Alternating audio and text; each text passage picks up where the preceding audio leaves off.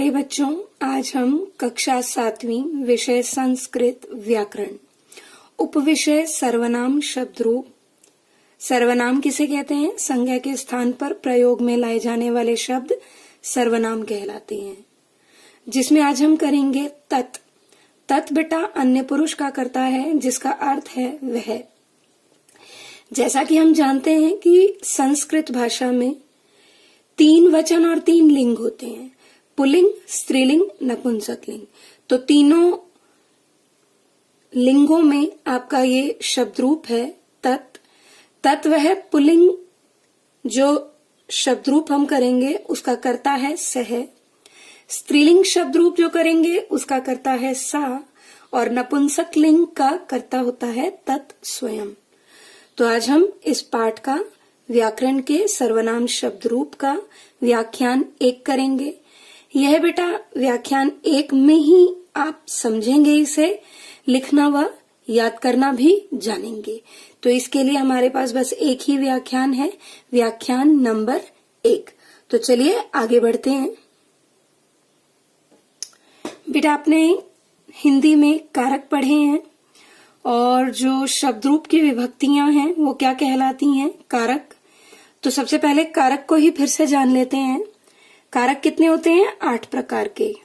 कर्ता कारक, जिसका विभक्ति चिन्ह है ने, और जिसे हम संस्कृत में जब शब्द रूप करते हैं तो कौन सी विभक्ति कहते हैं? प्रथमा। कर्ता ने प्रथमा विभक्ति। कर्म को द्वितीय विभक्ति। करण से के द्वारा तृतीय विभक्ति। संप्रदान के लिए या को चतुर्थी विभक्ति। अपादान से अलग होना पंचमी विभक्ति। संबंध का के की षष्ठी विभक्ति। अधिकरण में पर सप्तमी, और 8वां संबोधन होता है। तो संबोधन हे अरे रे, संबोधनम। तो इस तरह हमने जाना कारक कितने होते हैं? 8 प्रकार के, जो संस्कृत में क्या कहलाते हैं? विभक्तियां। तो सबसे पहले हम विभक्ति लिखते हैं, ठीक है? तो फिर से एक बार कर लेते हैं। कर्ता ने प्रथमा विभक्ति। कर्म को द्वितीय विभक्ति। करण से के द्वारा तृतीय विभक्ति। संप्रदान के लिए या को चतुर्थी विभक्ति। अपादान से अलग होना पंचमी विभक्ति। संबंध का के की षष्ठी विभक्ति। अधिकरण में पर सप्तमी विभक्ति। और संबोधन हे अरे रे, किसी को पुकारना, संबोधनम। यानी संबोधनम को अष्टमी विभक्ति भी आप लिख सकते हैं, ठीक है बेटा? तो इस तरह से 8 विभक्तियां होती हैं, प्रथमा, द्वितीय, तृतीय, चतुर्थी, पंचमी, षष्ठी, सप्तमी और संबोधनम या अष्टमी, ठीक?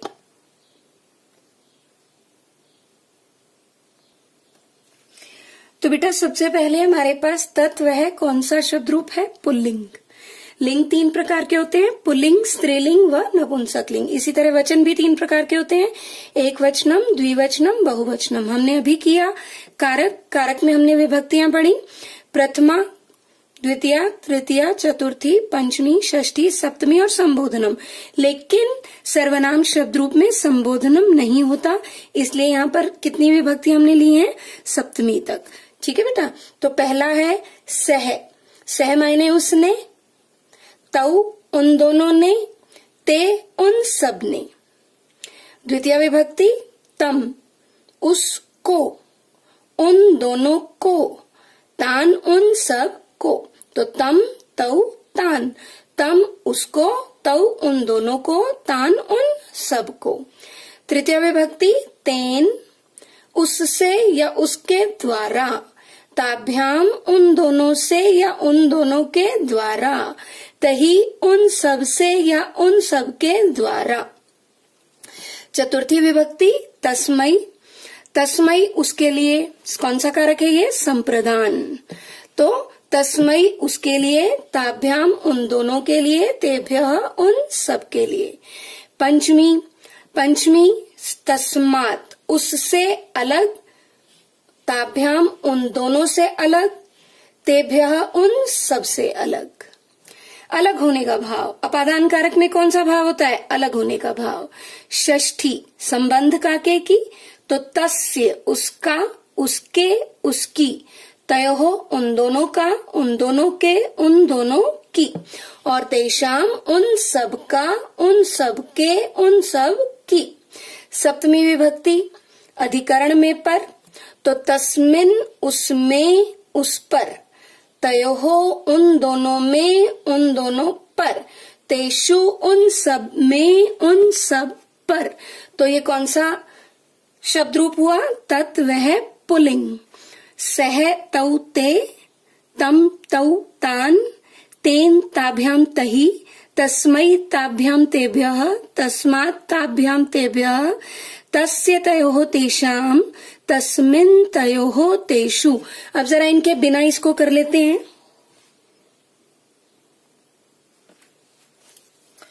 अभी हमने इसे कारक चिन्हों के साथ किया था, अब कारक चिन्हों के बिना देखिए। विभक्ति ही लिखेंगे सबसे पहले आप, प्रथमा विभक्ति यानी कर्ता कारक, बिल्कुल सही, और जिसका चिन्ह क्या है? ने। प्रथमा कर्ता ने, द्वितीया कर्म को तृतीया करण से के द्वारा, चतुर्थी संप्रदान के लिए या को, पंचमी अपादान से अलग होने पर, षष्ठी संबंध का के की, और सप्तमी अधिकरण में पर संबोधनम इसमें नहीं होता, यानी अष्टमी विभक्ति यहाँ नहीं होती। जब आप सर्वनाम शब्द रूप कर रहे हैं तो सप्तमी तक विभक्तियां होंगी। कितने रूपों में लिखेंगे आप इसे? एक वचनम, द्विवचनम, बहुवचनम। हिंदी में कितने वचन होते हैं? 2, एक वचन और एक से अधिक बहुवचन। लेकिन संस्कृत में कितने होते हैं? 3, एक वचन यानी एक संख्या का बोध कराना, और 2 का बोध हो तो द्विवचन, और 2 से अधिक हो तो बहुवचनम। तो कितने वचनों में हम इसे लिखेंगे? 3 वचनों में। पहले हमने ये सप्तमी तक विभक्तियां की, और फिर हम इन सप्तमी विभक्ति का एक वचनम, द्विवचनम, बहुवचनम करेंगे। तो ये कौन सा है? तत्व है पुल्लिंग। तत्व है पुल्लिंग का कर्ता कौन है? सह। कौन है कर्ता? सह। तो देखिए, सह तौ ते। सह मायने उसने, और तौ मायने उन दोनों ने, ते मायने उन सब ने। अभी हमने किया था, तो सह तौ ते, तम तौ तान, तेन ताभ्याम तहि, तस्मै ताभ्याम तेभ्यः, तस्मात् ताभ्याम तेभ्यः, तस्य तयोः तेषाम, तस्मिन् तयोः तेषु। तस्मिन का अर्थ क्या होगा? सप्तमी विभक्ति कौन सी है? सप्तमी विभक्ति का जो कर्ता है वो कौन है? सप्तमी विभक्ति का कर्ता है अधिकरण। अधिकरण में पर, तो तस्मिन उसमें, उस पर, तयोः उन दोनों में, उन दोनों पर, तेषु उन सब में, उन सब पर। तो कारक को यहाँ पर याद रखना बहुत जरूरी है जब भी आप कोई शब्द रूप कर रहे हैं, क्योंकि आपको इनकी हिंदी भी मालूम होनी चाहिए, तभी तो आप इसका प्रयोग जो है वाक्य में करेंगे। तो चलिए फिर से करते हैं। सह तौ ते, तम तौ तान, तेन ताभ्याम तहि, तस्मै ताभ्याम तेभ्यः, तस्मात् ताभ्याम तेभ्यः, तस्य तयोः तेषाम, तस्मिन् तयोः तेषु। तस्मिन् तयोः तेषु। अब है आपके पास बेटा तत्व है स्त्रीलिंग। अभी हमने तत्व है कौन सा किया? पुल्लिंग। और तत्व है पुल्लिंग का कर्ता कौन था? सह। अब यहाँ पर कर्ता कौन है? सा। फिर से आपने विभक्तियां की, प्रथमा, द्वितीया, तृतीया, चतुर्थी, पंचमी, षष्ठी, सप्तमी। प्रथमा यानी कर्ता ने, द्वितीया यानी कर्म को, तृतीया यानी करण से, चतुर्थी संप्रदान के लिए को, पंचमी अपादान से अलग होने पर, षष्ठी संबंध काके की, सप्तमी अधिकरण में पर। फिर से 3 वचन है, एक वचनम, द्विवचनम, बहुवचनम। तो 3 वचनों में लिखे जाते हैं। तो यहाँ पर स्त्रीलिंग का कर्ता कौन है? सा। और पुल्लिंग में कौन था? सह। सह वह यानी पुल्लिंग, उसने यानी पुल्लिंग ने, पुल्लिंग जाति का बोध करा रहा था। यहाँ किस जाति का बोध करा रहा है? स्त्रीलिंग। तो वहां था सह तौ ते, तो यहाँ क्या है? सा ते ताहा। उसने, उन दोनों ने, उन सब ने। सा ते ताहा। उसने, उन दोनों ने, उन सब ने।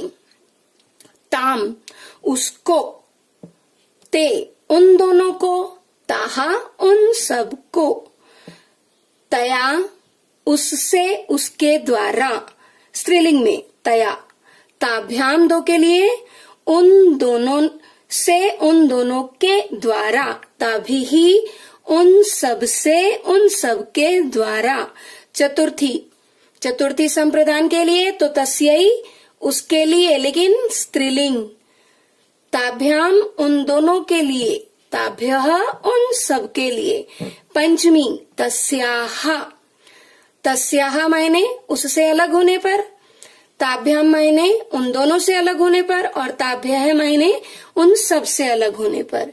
षष्ठी फिर से तस्याः, तो तस्याः यहाँ पर क्या है, संबंध काके की, ठीक, तयोः उन दोनों का के की, तासाम उन सब का के की। सप्तमी, सप्तमी में तस्याम, अब सप्तमी विभक्ति अधिकरण में पर, तो तस्याम उसमें उस पर, तयोः उन दोनों में उन दोनों पर, तासु उन सब में उन सब पर। तो अब बिना इसके करते हैं, सा ते ताहा, ताम ते ताहा, तया ताभ्याम ताभिः, तस्यै ताभ्याम ताभ्यः, तस्याः ताभ्याम ताभ्यः, तस्याः तयोः तासाम, तस्याम तयोः तासु। फिर से एक बार, सा ते ताहा, ताम ते ताहा, तया ताभ्याम ताभिः, तस्यै ताभ्याम ताभ्यः, तस्याः ताभ्याम ताभ्यः, तस्याः तयोः तासाम, तस्याम तयोः तासु।